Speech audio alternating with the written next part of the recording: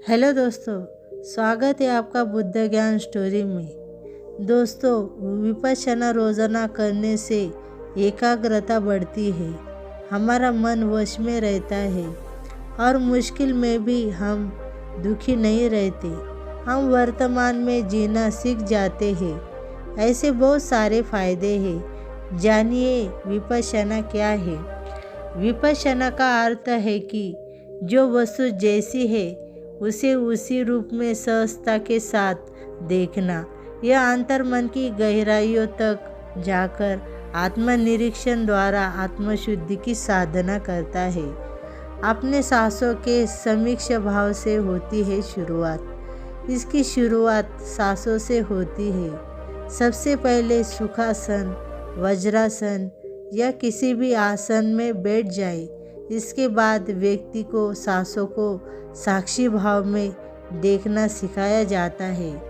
नाक के दोनों छिद्रों पर ध्यान केंद्रित करके सांस पर ध्यान देना है कि सांस कब आई और कब गई। इसे सहज रूप में ही देखना होता है।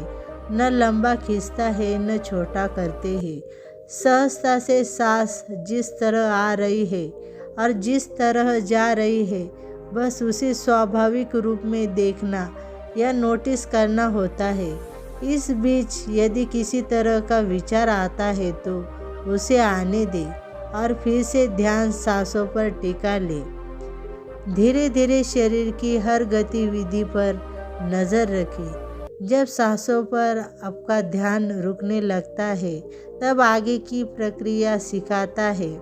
इसके बाद मन को सिर के सबसे ऊपरी हिस्से में केंद्रित कराया जाता है।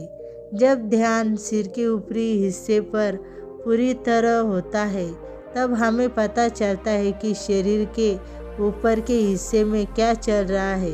किसी को पल्स चलती हुई महसूस होती है तो किसी को कुछ और। इसके बाद अपने ध्यान को धीरे धीरे शरीर के अंदर भ्रमण कराते हुए माथे, आँख, नाक, कान, गर्दन, कंधा, सीना, पीठ, कमर, पेट, जांघ, पैर से लेकर तलवे तक हर हिस्से में ले जाते हैं और थोड़ी थोड़ी देर के लिए रुककर वहाँ की गतिविधि को महसूस किया जाता है।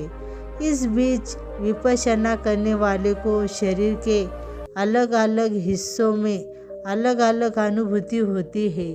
कहीं ठंडक, कहीं जलन, कहीं आवाज़, कहीं दर्द, कहीं गुदगुदी तो कहीं खुजली आदि।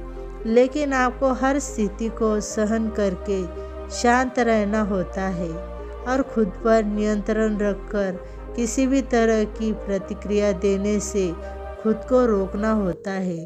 यानी चाहे कष्ट महसूस हो या खुशी, आपको उसी मुद्रा में बैठना होता है जिसमें आप बैठे हैं। शरीर का भ्रमण करते हुए जब आप पैर के आखिरी छोर तक पहुंच जाते हैं, इसके बाद फिर से सिर तक उसी तरह रिवर्स करते हुए वापस जाना होता है।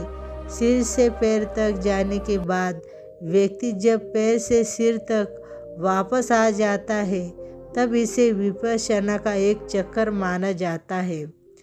धीरे धीरे हम अभ्यास करते हुए शरीर के अंदर बारीकी से भ्रमण करना सीख जाते हैं। इस अभ्यास के बाद व्यक्ति शरीर की उन गतिविधियों को लेकर भी सजग हो जाता है जिसके बारे में आमतौर पर उसे पता ही नहीं चलता। इसके बाद आखिरी में मंगल मैत्री, यानी सभी को जिन्होंने आपका कभी न कभी दिल दुखाया है उन्हें उनकी गलतियों के लिए माफ़ करें और सभी से अपनी गलतियों की माफ़ी मांगे। मन पर किसी के प्रति अच्छा या बुरा कोई भाव न रखें, समभाव में रहें। विपश्यना का उद्देश्य वर्तमान में रहकर जीवन जीने की कला सिखाना है। नियमित इस अभ्यास से आत्मशुद्धि होने लगती है।